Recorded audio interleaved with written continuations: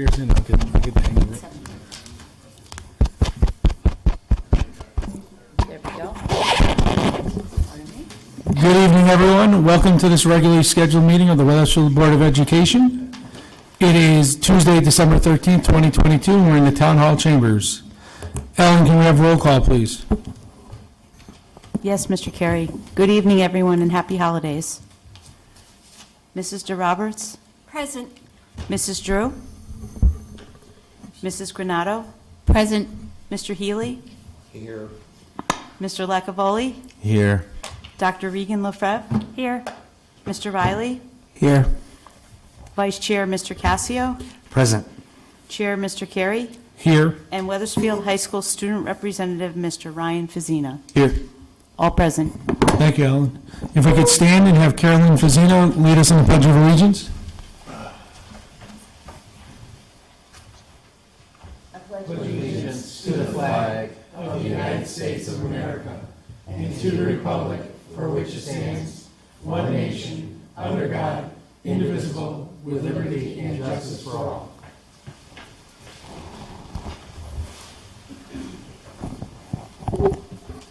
Mr. Emmett, student staff recognition. Mr. Carey, I had the choral all lined up this evening for a performance, but sadly, part of our soprano section actually has COVID, and they will not be able to perform this evening. So, again, I would invite members of the public to check out online. They actually taped their recent concert, and they were featured on both WTNH Channel 8 last week, as well as WFSB this week. And I do want to give a shout out to three of our graduates who are former choralaires that actually stepped in to help perform yesterday at Channel 3. So we do hope to have the choralaires back before us in the new year to share their talent and their expertise.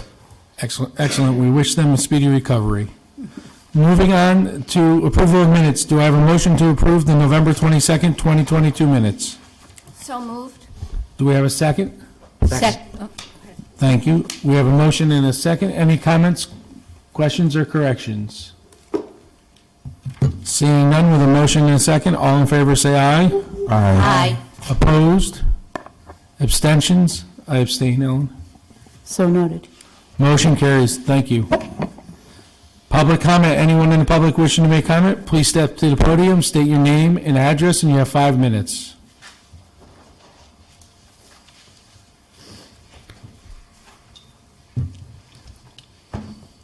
Good evening. My name is Julie Totten. I live at 339 Brimfield Road. And I wanted to share something with you. I've recently returned to town after being raised here and graduated from Wethersfield High School. I come to you tonight to address some very distressing and very difficult topics, racism in our schools and how pervasive it is. I would like to tell you about my younger daughter, Eve, who is experienced in Wethersfield High and her experiences in Wethersfield High School. We moved to Wethersfield from Newington when my daughter was entering the 4th grade and my older daughter was entering high school. I should tell you that I'm a single mom who's a teacher in Hartford, and my family is transracially adopted. My oldest daughter is adopted from DCF in Waterbury, and my younger daughter, Eve, is adopted from Ethiopia. From the very beginning of our residency in Wethersfield, Eve has incurred a tremendous amount of racism. She has also been targeted for being adopted while she was in the elementary school. Anytime there was an incident where Eve was targeted for her race, I would have a discussion with her and then reach out to the appropriate person at the school. I would naively expect that each time would be the last time it would happen. After several instances, that seemed to be escalating. I started to copy Mr. Emmett on my emails. Unfortunately, I never received a response from Mr. Emmett at the time, and when I started to include him on emails, I felt that the situation had become that a higher level of administrator should be involved. The lack of response was confirmation that as a parent of a black child, my concerns were not valid and did not warrant a response. Let me try to explain to you what a day in the life of Eve Totten might look like. After the normal fighting of trying to get your teenager out of bed, I would have to try to calm her down, because as soon as she opens her eyes, she realizes that this is a school day. The begging begins. She begs me to be homeschooled. She begs me to stay home each day. She begs me to go to another school. She cries because she won't have anyone to sit with at lunch. She cries because she knows that she will hear and what she will hear in the hallways and in the classrooms. She knows that she will repeatedly hear kids yelling in the hallway that, quote unquote, this school is getting ghetto. We need to get all these N-words out of here. She remembers the day last year when she walked into her science class and a white boy said to her, "Back of the bus, Rosa Parks." She remembers the day while in her math class, a boy told her, "Shut up, you monkey." Or the day when Eve got in trouble because after listening to a boy in another one of her classes bother her the entire period, asking her if her hair was real or if it was weave. Excuse me. To get away from him as the bell rang, she tried to get away from him as the bell rang, but he caught up to her and pulled her hair thinking it was weave and that it would come off. At that point, Eve turned around to defend herself against this boy. And that was when a teacher intervened and Eve was sent to the office for almost hitting that boy. The boy, I guess, was curious about what because Eve straightens her hair because she likes to blend in as much as possible. On this particular day, Eve had gym class and it was warm out. I'm not sure if you're aware of this, but when curly hair gets damp with sweat, it curls up. So the boy saw Eve's hair curling at the root, and that is why he felt so inclined to harass my daughter. And because Eve put her hand up to try to get the boy to stop touching her hair, she received a detention, and he had no consequence. The latest incident, I am very sad to say, involves a tenured teacher at Wethersfield High. I have filed a formal complaint as it turns my stomach to think that an educator who has committed their life to teaching children and expanding their knowledge of the world would act in such an egregious way. It's heartbreaking that a person who has been given the opportunity to mold and expand the brains of our young people would target a child of color for no real reason except that she can. Now I can say that in the beginning, I'm sure this teacher did not realize that she had bias against children of color. After the incident where my daughter was physically assaulted in that teacher's room, Eve was told through an email that only after she had a conversation with the teacher and only after Eve agreed to behave in a way that she deemed appropriate would she get the updates on Eve's grades. I should say that my daughter is a little psychotic about her grades. So they're a big concern to her. And in this class, she at that point had an F and was very upset about it. As an educator, I understand that academics and behavior are equally important. However, one is not a prerequisite of the other.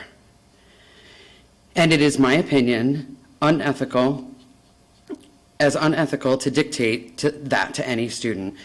Shortly after the teacher's behavior in targeting Eve became too much for Eve to bear, I had to demand that she be removed from the class and that she not be allowed to speak to my child again. At this time, I also requested a guidance counselor change, as the counselor she had previously told Eve that she should really stop talking about this incident with this teacher, as these are very serious statements.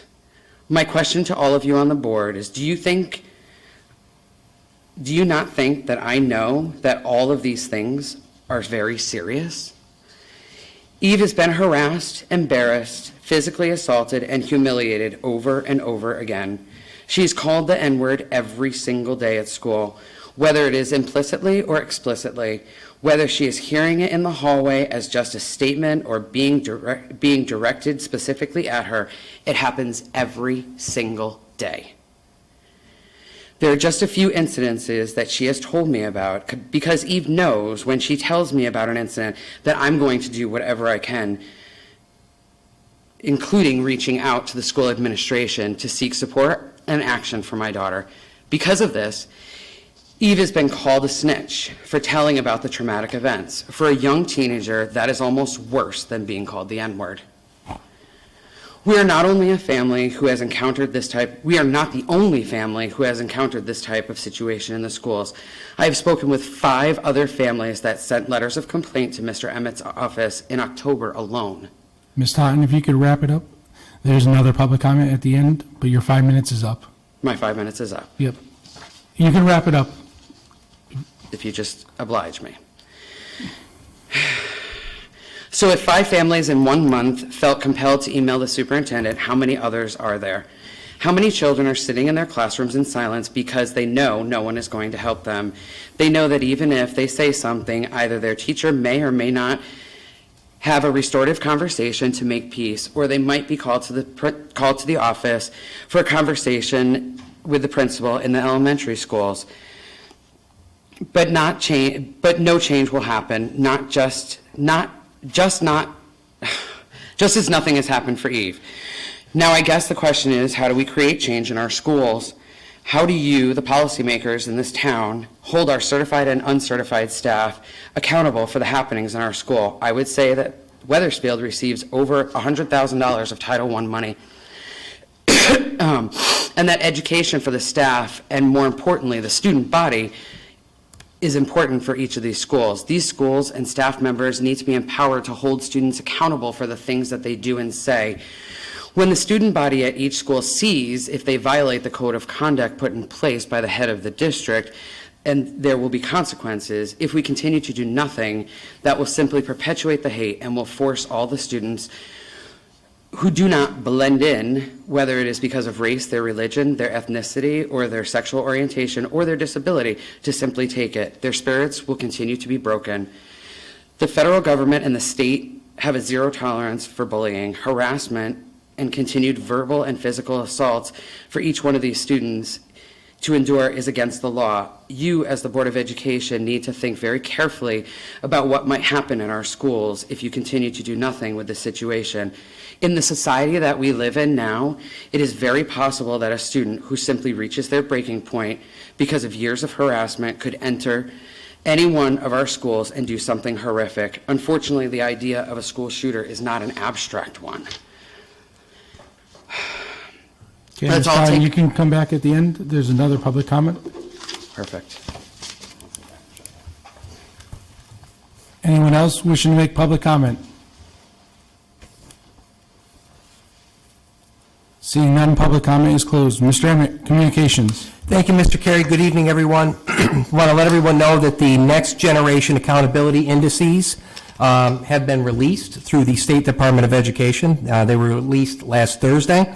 This is for the 2021-2022 school year for school districts across the state. This information is now available on the state's interactive data portal, and it is broken down by indicators such as English language arts, math and science, performance and growth, English proficiency, preparation for college and career readiness, graduation rate, post-secondary entrance, physical fitness, arts access, and chronic absenteeism. Schools across the state are categorized on a scale from 1 to 5, and I am pleased to report this evening that we saw 2 of our schools improve from a Category 3 to a Category 2. Both Webb Elementary School and Wethersfield High School both saw growth scores that moved them up. Highcrest, Charles Wright, and Silas Deane schools each held steady at Category 3, and I am very proud to report that Hanmer Elementary School has been named again a School of Distinction for academic performance and growth. It is one of only 129 schools across the state to receive this recognition. We are currently digging deeper into the data as it's just been released, and we expect to be presenting this data to you on the January 24th Board of Education meeting. Do want to give a COVID update. Wethersfield High School is seeing a pretty significant increase at this point in time in the number of cases. We've had 15 cases reported over the course of the past 2 days. We've reported these cases to both the Central Connecticut Health District as well as the state DPH. We've looked at an analysis of these numbers, and it does not support a specific event or activity as being the source, nor are we seeing cases of higher concentrations in any specific grade level. The number of cases actually quite stable across all 4 grade levels. I have notified physical services of this uptick in the number of cases and asked that they concentrate on high-touch and high-traffic areas as they clean. Other schools across the district at this time are not seeing dramatic increases at all. However, the high school numbers do remind us that the virus is still present. Again, I had this evening, for any members of the public in attendance and board members as well, COVID test kits. We are working very hard to get these out to families prior to travel time. I do want to just offer a word of advice. If you are a family that will be traveling, do not hesitate to test prior to travel. And again, masks are not a mandate, but it is one of our mitigation strategies. I do continue to see masks being worn by students and staff in the buildings, so just knowing that the numbers are rising, we definitely want to make sure that we take caution with regard to COVID. We'll also say, too, in talking with Elda Marcelinas, who's our nurse supervisor, she talks about flu and RSV also being present in schools. So we've certainly seen a lot of illness over the course of the past 3 weeks. And with the holidays upon us again, we do need to certainly exercise caution. A couple of other items this evening. I'm pleased to report that the winter sports season has begun. We have basketball over at the high school this evening. We have our first hockey game of the year tomorrow, and we'll have additional swim and also boys basketball coming up later on this week. With regard to the referendum, I want to talk a little bit about next steps. We had a great meeting last Wednesday over at Highcrest Elementary School. We had approximately 45 parents come out from across the district and provide insight and feedback with regard to the referendum and talking about next steps. I have had a conversation with Chuck Warrington. He is our consultant from Colliers and was instrumental in developing phase 1, 2, and 3. Mr. Warrington said that he would, in fact, attend a facilities and maintenance subcommittee meeting. So members of that committee, please be aware that we're looking to get a meeting scheduled so that we can talk further about upcoming steps. One of the things we did talk about was adding, taking the work out of the Facilities and Maintenance Committee and developing a broader committee that includes a liaison from Town Council, as well as representatives from each of our schools, each of our elementary schools. So we'll talk further about that, and we'll make sure that we publicize that meeting as soon as it's set. I also want to talk a couple of items. Our Social Justice Coalition will be taking place on Thursday at Wethersfield High School from 5:30 to 7. It continues to be hybrid, so if you are unable to attend at the high school, you're certainly able to join via Zoom. We'll have links set up in 3 of our classrooms as our subcommittees continue their work. From a standpoint of professional development today, the administration as well as our equity teams got together with CREC over at the community center. So we had a 90-minute session where we talked about bias around holidays, which was an interesting topic. So we'll be meeting again as the district equity team coming up in January and continuing the work that is so necessary in this district. And finally, last but not least, I do want to offer holiday wishes. Please know that this is the only Board of Education meeting for the month of December. The 4th Tuesday of the month falls under the holiday break, and as such, with our policy, we do not hold meetings during those breaks. So with that, happy holidays to everyone. Thank you, Mr. Carey. Thank you, Mr. Emmett. Moving on, there's no action items, reports and discussions. Keane on Kids After School Program update. Mr. Emmett. Yes, very pleased this evening to have Miss Carolyn Fazina with us. She is the go-to person when it comes to Keane on Kids. She coordinates and makes sure that our kids have great opportunities for after-school activities. Carolyn, thank you for being here tonight. Thank you for having me. I think we just wait for something to happen there.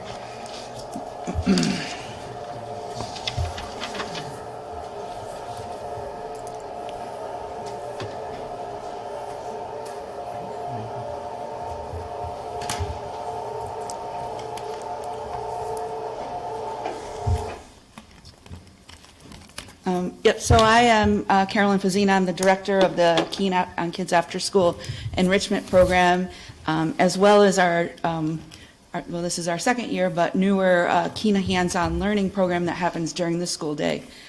I just wanted to come and give an update on those 2 programs, let you know what we've been up to, what's coming up. So we're just finishing our fall session right now. We have 665 enrollments, which is 300 in unique students, unique enrollments for the fall. We also, for the first time, this is a big number for us, 40% of our programs were at or above the maximum for that class. So we are definitely seeing an increase in some enrollment, which is great for us. And we are filling our classes, which is also really great. Just some really, I've peppered the whole thing with really cute pictures of kids doing really cute things. So, because I feel like that's what people really want to see. They don't want to see me. So, I would like to just talk to you real quick about one specific program that we run in the fall, which is our Farm to Table class.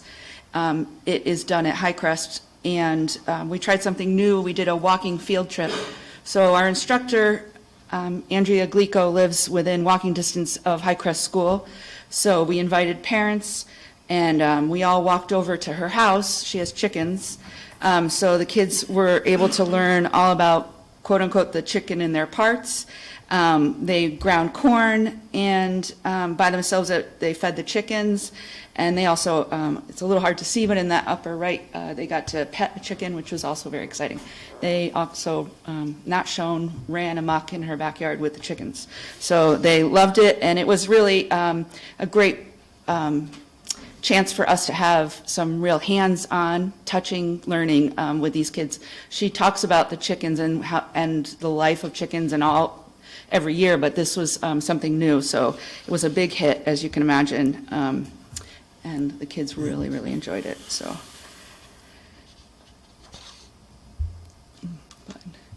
so coming up in the next session, our winter-spring session, registration opens on January 4th. The brochure, I believe, should be out around the 22nd of December online. Plans so far, we have our whole usual wonderful programs. We will have 2 musicals this time at Highcrest and Webb. Webb will be doing Matilda, and Highcrest is doing Willy Wonka.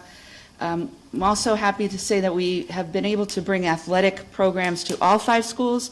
2 of the schools have had an ongoing program even before ours, with after-school athletes and their PE teachers, but 3 did not. So we have started to work with Skyhawks, which, if you're familiar, they do a program in the summer with Parks and Rec, and they're doing similar programming at all the schools now.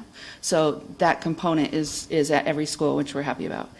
And then the last thing the next thing for the winter-spring I want to take a minute to talk about is the Writing and Cartooning Association that will be starting after school at Emerson Williams. Emerson really has some great, well, they all do, but this is the second time I've received a persuasive essay from an Emerson Williams student. It was passed on to me from the principal at Emerson.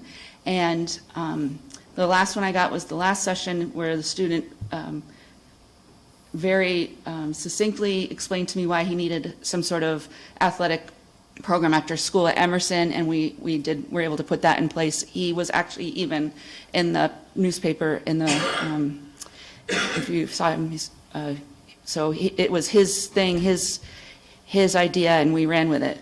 So a few weeks ago, I received a letter, another persuasive essay from another student, Emerson. I think I need to start paying them soon, telling me that they were interested in a writing and cartooning type class. And if you would allow me, I'm just going to read a very brief snippet of it, because it was a 3-page essay from a 6th grader, which just the pages alone, but extreme detail on exactly how it should run, minute by minute. The first 5 minutes we're going to do this, then we're going to do that. I mean, it was very well thought out and well written, but this part was, it was just interesting to me. I'll just read it real quick. He said, when the kids go to writing class, we are required by the school curriculum to write about topics that might not be exciting and not help us get our creative juices flowing. I understand that kids may have better ideas when they have more creative freedom than, say, being required to write an educational essay or a personal narrative. Even though the club would mostly specialize in writing stories like chapter books, our other main focus would be on cartooning. People might love writing, but they might also like drawing as well, so why not combine the two? Adding silly pictures to hilarious stories can make the dynamic duo cause more than double the enjoyment in a story. And since comics are usually short, they can get through a ton. And we can put them together in a little box called the Comic Vault. We will also allow kids to write on paper or on Chromebooks. And it continues on and on and on. Obviously, it's a spectacular letter. So his teacher at Emerson, Linda Pear, is going to instruct the class. It's going to meet for 8 weeks, starting in January. So that's just a really, these are the types of things I say all the time to families and parents and kids. Bring me your ideas, and this is an A+ one right here. So we were happy to put this in place, and excited that the teacher also would like to participate. So we're looking forward to that. And it could be a pilot. We'll see. Maybe his idea can go to all the schools at some point as well. So that's the after school time, and that's where we are right now. Like I said, we continue to do all our usual programs, and we'll have 59 in place for the next session. I wanted to go on and just talk real quickly about our Keane hands-on learning. I came about a year ago and talked about this program. It's a new idea that we started last year with grant money from the Wethersfield Greater Together Community Fund. And it was a great success, and I want to just talk real quick about that. It's hands-on enrichment-based programs in school, as we call them, our in-school field trips. The programs are hands-on, exciting, skill building. We partner with the school district and the curriculum specialists so that we can enrich the current curriculum. We follow our ideas, connect directly with the science curriculum for each grade level. But at the same time, we try to build excitement with hands-on learning as well.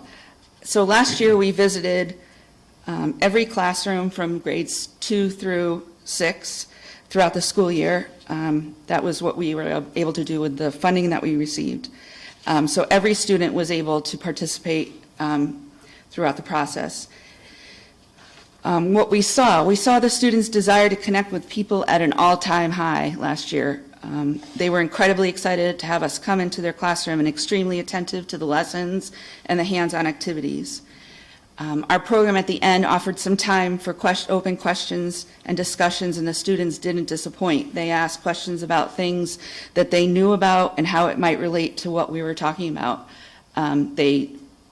In some cases, they had already started the topics that we were there about, so they really even more information than I knew about the topic, and would connect what we were doing with, oh, this is this and this is that. And in some cases, because of timing, we were there ahead of the class, so the teachers found that it was a great introduction to the topic that they would then be carrying on after we left. They just wanted to share so much with us. We were able to be there to connect with them. That connection thing, we've seen, I'm sure everybody has talked about it, but we saw firsthand last year, and it continues this year, but last year for sure, with everybody kind of getting back to normal and kids coming back after being away and sort of disconnected. We were happy to have that connection with them and that ear for them to tell us all their stories and how either related to the topic or sometimes it didn't. Even when we left the classroom, that didn't stop. We would go back to the school for other grades and they would see us in the hallway and talk to us more. I made the butter that we made in class for Thanksgiving, or we do a lesson on worms and composting soil. I went home and I talked about worms with my parents, and we got some for our garden, that sort of thing. So there was a lot of continuous learning and as well, which we're really happy about. The teachers were great. They are extremely welcoming and loved the chance for us to bring in some extra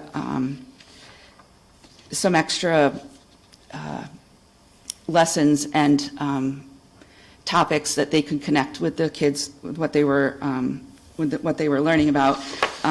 So yeah, just again, my pictures. Here's the calorie class. They made butter from scratch. We talked about calories, protein. We used milk, or we used heavy cream because it has a lot of the different components of that when you talk about nutrition that you can use. The teachers, we did do some feedbacks, and teachers said they totally supported my science unit. The kids, because they were engaged, were better able to retain the information, and that in turn supported future learning. Then we also did the engineering process. And this was a lot about trial and error and giving them tasks that they had to do in groups like you would in a work environment, and how do you figure something out with very little information. These teachers said that it allowed me the opportunity to be the co-teacher and interact with the kids in a different way. It also helped build their background and knowledge around the topic. In fourth grade, we did adaptations, and in that we talk about fingerprints and how we have evolved.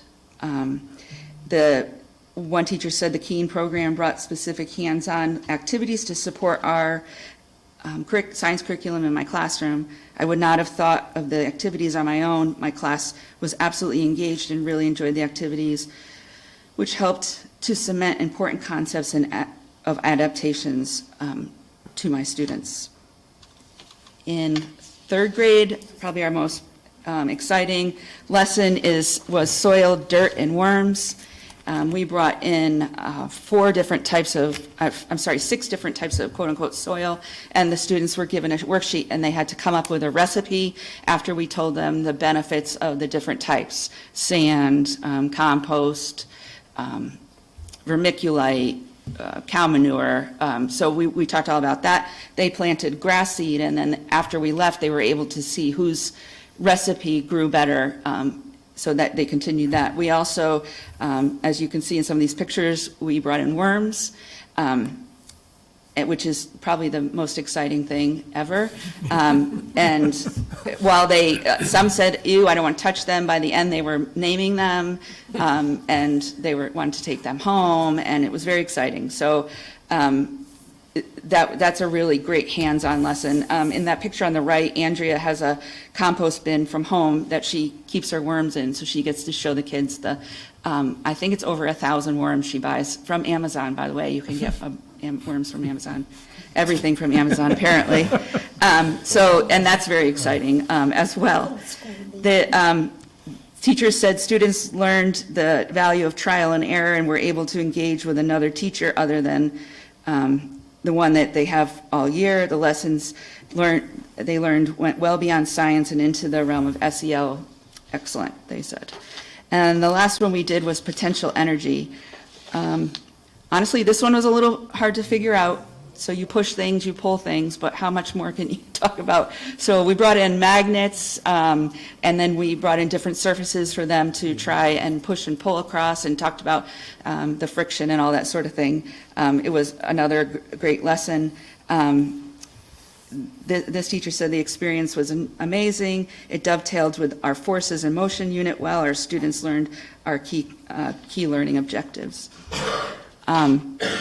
So we are continuing this this year. We are back in the schools again. We started, I think, in October, and we'll continue through the school year. We hope to actually try and get through kindergarten this year. We'll see. We got grant money from the Wethersfield Community Fund, and as well as the Keane Foundation this time. So we will, and our plan is to continue going forward, because we really do feel like we are providing an extra component that these kids don't always get to, and they can have a field trip without actually having to go anywhere, which was the idea anyways. And we hope that we've heard from it, and we hope it continues to be a support for our teachers as well. I welcome people, if they have suggestions or questions, to reach out to us. I would also like to just quickly say, because I don't have a lot of information on it to share yet, but we were the recipient of $300,000 from the state of Connecticut ARPA funds. we were told we have the money, but we have to apply. We just finished our application, so that's going in, I think, today. We actually pushed the button, so we're hopeful that that money will come, we'll have it available shortly. And then when we do, I can come back and tell you all the great stuff, because we do have some fun plans for that money as well. So yeah, thank you for letting me come and share, and thank you for the support of the school system in the stuff that we're doing after school and in school. It could not happen without that, so I appreciate it very much. Thank you. Carol, I think I say this every year, but I remember when you started this program, Yeah. and Charles Wright. we're so lucky to have you and Oh, thank you. the Keane Foundation, and where you've come from Charles Wright to Yeah. all the schools, and Yeah. doing in-class lessons is just incredible, and we definitely Yeah. appreciate everything you bring to the students of our town. I say all the time, I wish everybody could come and just witness it after school or in school just once, because we talk a lot about it, but just being there is just incredible. These kids are sponges. They are so attentive. When you present them in things that they enjoy learning about, or in a way that's enjoyable to them, they just are soaking it up. And we really are proud of being able to help and to provide that for these kids, for sure. So, thank you. Thank you. Any other board members? Ms. Granato?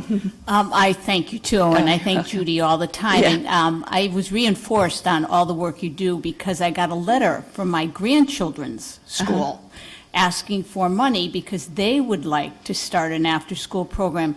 And you know, I appreciate Keene, and I appreciate it as a teacher. I think we've also come to knowing you're always there, but yet some systems do not have a fabulous Keene Foundation and a Keene for Kids. So thank you. And by the way, worms are the best. Yeah, thank you. We do want to continue this forever, and you're right, it costs money, so we're always looking for different ways. Obviously, we have great fundraisers, but, you know, it's good work. It's definitely,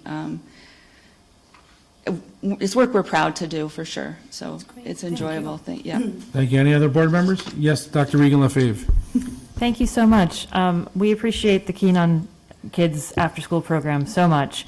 I'm glad to hear that the brochure will be available on the 22nd, so I can stop hitting refresh on the Parks and Rec website. I know. But, you know, I say this with so much admiration for your programs, which are really vital to me and a lot of other parents. If they could get that brochure out a little earlier, it would be wonderful. Okay. So many parents, I think, well, you've seen it, a few hundred parents, use this program to provide affordable aftercare. It's cheaper than the Y, especially if you don't need something that goes until 6 p.m. So it's a little tough to finish out one semester not knowing what your What you're child gonna- care situation is for the next one. So you're doing an enormous service, and I know many parents are really appreciative. I'll definitely pass that along, and see, that's a Parks and Rec, like, procedure, but, yeah, as it is, we plan that session I start in early October, but maybe just after this one starts, but I'm sure we could talk about moving it up. You're not alone in people asking, when is it coming out, especially the schools with the musicals. They are like, they want to get in, they want to, participate. So, Thank you. Any other board members? thank you. Seeing none. Thank you, Ms. Fazina. Have a Thank great you. night. Thank you.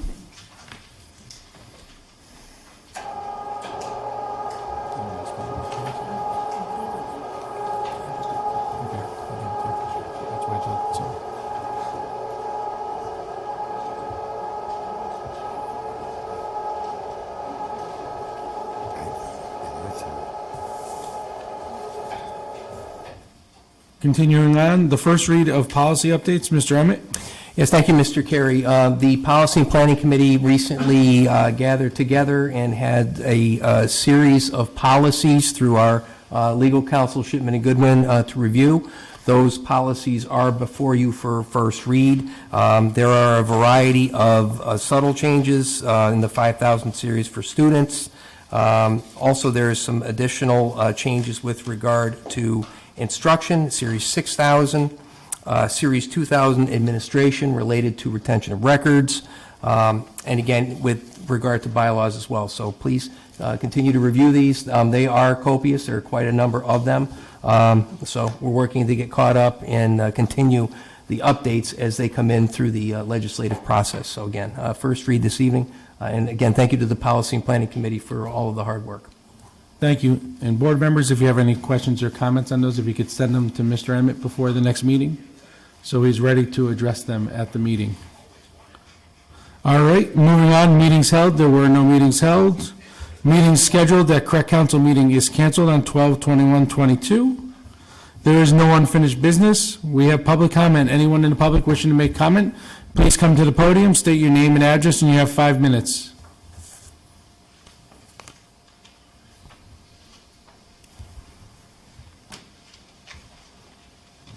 Thank you.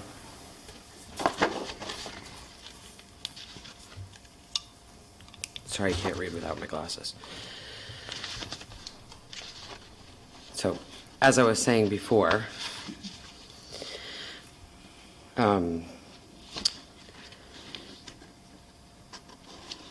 let's take a really hard moment to think. Think for a few moments if you were a student of color who how infuriated you might feel if a teacher treated you vastly different than the white student sitting next to you. I'd like you to know how you would feel after years of being assaulted on a daily basis because of the color of your skin. How would you feel? Questioning what you could have done to be constantly harassed. How is this happening to our kids in Wethersfield Public Schools? How are we living in 2022 and the students at the high school are walking around as if it's the 1960s, again, free to terrorize whomever they want because there will be no consequences for any of them. I want each of you to stop and think for a moment how you would feel if your child was being harassed every single day. I pay a lot of taxes in this town, as we all do. My daughter and every other child in this district is entitled to a free, appropriate public education. A school full of harassment and racism is not an appropriate education. I realize as a person that racism is not something that we can flip a switch and make go away immediately, but as a person and a mom and a resident of this town and a taxpayer, we have to do more. We have to do more. And my daughter's a sophomore. Maybe it's too late for her. I don't think the whole world is going to change before she graduates. I'm not delusional. But there are so many children in our school systems who are being harassed every single day, and it has to stop. It's against the law. Thanks.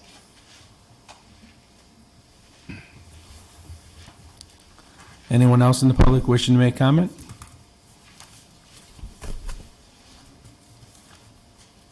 Seeing none, public comment is closed.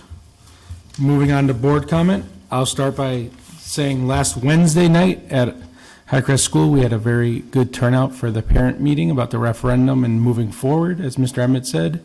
I'd like to thank Sarah Smith for putting it together. There will be a monthly meeting going forward. I believe we're going to rotate through all schools. They're going to rotate through all schools. It's not a board meeting. And the next meeting will be at Charles Wright, I believe. Yes. So be on the lookout for that. It was a very good conversation, and it's always great to hear from the public. So I know a couple of board members were able to make it as well. Also wanted to let everyone know tomorrow night, December 14th at 8 o'clock is the Wethersfield High School hockey opening night, but it's also a fundraiser night. They are honoring first responders. There will be raffles, and proceeds from the gate will be going to the Wethersfield first responders. So we hope everyone can make it. Any other board members wishing to make comment? Dr. Regan-LaFave. Thank you, Chairman Carey. So board members are discouraged from really interacting with the public. We're supposed to, in some ways, be slightly aloof. Were we in a position where we had to hear a case brought against a teacher or a student, for example? But that said, I do want to respond directly to Ms. Totten's comments that I am appalled as a board member and as a parent and as a taxpayer in Wethersfield that your daughter has experienced this. I am sorry that she has, because I think what she's experienced is wrong. I'm going just based on what you've told us tonight, but I have no reason not to believe you as a parent. And because I know that racism exists, I'm disgusted. Who is raising these kids? It's a problem with our schools, like you said, if it's happening in school grounds, but I also hope parents, I mean, I can't believe anybody is really listening to this recording, but to have a hard look at themselves too, like, where are the kids getting this from? You know, if my kids behaved in that way, they would be in so much trouble. I hope I am not raising them like that. I hope that they know that that is not how you behave. That is not how you treat other people. And I want all our kids to feel safe in our schools. So I'm just so upset by your testimony. I thank you for your bravery, for your courage in coming to tell us this, what must be such a difficult topic for you. And it just makes me so, so sad to hear this. I do not have any role in investigating any of the specifics. I can't. Our job as a board is to set policy and to hold the staff accountable. So ultimately, this goes to, in this case, probably the principal of the high school. It's up to the superintendent to ensure that the principals are doing their jobs. It's up to the principals to ensure that the teachers are doing their jobs. So there is, if you will, a chain of command. As with any organization, I suspect that that can take longer than many of us would like. That's just the nature of these things. But as a board member, I want to hold these people accountable too. Because this is just so upsetting to me. Like, as you said, this should not be happening in 2022. What is wrong with people? What is wrong with people? What is wrong with these kids that they can be so casual in their hatred? That they are being abusive towards their classmates? We've heard so many great things about initiatives happening in our schools this year, in these board meetings, about our district-wide principles of equity and inclusion, about teaching children about compassion, about caring for each other, about thinking of their mental health as well as their physical health so that they are in a position where they can learn. I don't know how your daughter can learn if she is going to school afraid. Right? That's just not tenable. So this just, I would like to say I can promise you as a parent that I'm going to do something about this. There are limits to what I can do and what would be appropriate for me to do as a board member. There are serious limits there. But I wanted to speak directly to you as a board member and say, I am so sorry. I am so sorry. And there are a few other things I wanted to talk about. This is a tough week for educators, especially in Connecticut. Tomorrow is the 10th anniversary of the Sandy Hook shooting. And when I hear about some of the hatred in our society, I think this is a lack of education, right? Our schools matter so much. It matters so much that we do a good job. I know we have outstanding people in Wethersfield schools. I've met so many of them on the Board of Ed. It has been a pleasure, but we can always do better. We need to do better. And we've been shown cases where we're not doing it well enough. And seriously, kids are hurting. I want all our kids to feel safe, and I want all of them to be able to learn. And I know we have great people amongst our parents, too. So one thing I've been doing recently, I've had the pleasure of being able to attend 3 out of the 4 Hanmer PTO meetings this fall, now that I'm the board liaison to the Hanmer PTO. And they're doing some great stuff. Those parents work so hard as volunteers to raise money to ensure that our kids have field trips, that a teacher can purchase, say, a new rug for their classroom or some new books, that there can be enrichment activities such as an artist or an author visiting. These things are not covered under our typical school budget. As we move into budget season, we're going to see numbers that are going to look really, really large. And we're all taxpayers here too. But let's remember that a lot of what we can do that's great is because people are putting in more than they have to in terms of their own money and in terms of their time. So we're really, really lucky in Wethersfield to have some incredible people, but we all have to do better. Thank you. Thank you. Any other board members? Yes, Ms. Granado. Well, first, thank you, Jen. And I'd also like to say I'm very upset. I think all of us are very upset. And things will be investigated. But that's all that we, as board members, can really say to you. I'm sorry. I do want to reach out to parents out there because there are two wonderful organizations in town. One is the Wethersfield Education Foundation, the other is the Career Advisory Board, and both are looking for parent citizen volunteers. They're wonderful organizations, which, as we heard from the Keane Foundation today, give so much to our school. And the Wethersfield Education Foundation is looking for new board members, and the Career Advisory Board is also looking for new board members. They're great groups to work with. I think you'll find them to be remarkable. So don't hesitate in the new year to contribute to your schools. Thank you, and happy holidays to everyone.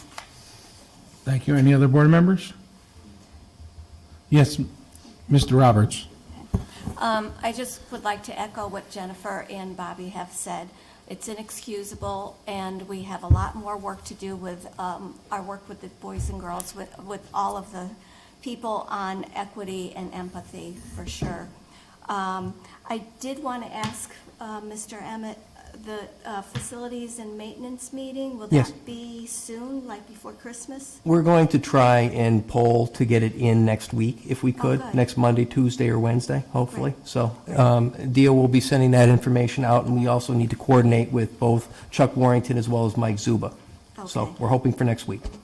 Okay. Also, somebody sent me, forwarded an email from Governor Lamont and announcing expansion of Career Connect intake portal training programs and marketing campaign that I think will be of interest with the Career Advisory Board. Just briefly, it's easier to read what it says. The governor announced today the rollout of key components to the Career Connect, the State of Connecticut Signature Workforce Program, and a nationally recognized model. It's a $70 million program supporting individuals through tuition-free job training, case management, supportive services, and employment assistance. Statewide and regional programs under the initiative will lead to industry-recognized credentials that create pathways to employment in high-quality, in-demand careers at no cost to participants. Administered by the Connecticut Office of Workforce Strategy, Career Connect is made possible by the Federal American Rescue Plan Act. I think could present some really interesting possibilities for some of our students, especially some seniors. Mr. Cassio. Thank you, Chuck. Julie, I just wanted to echo everyone's thoughts. And be positive. Hopefully it's not too late for Eve. Okay? And I want to wish everyone a happy holiday. Thank you. Thank you. Anyone else? Yes, Mr. Riley. I just wanted to make a few comments about the Career Advisory Board meeting that was held on November 28th.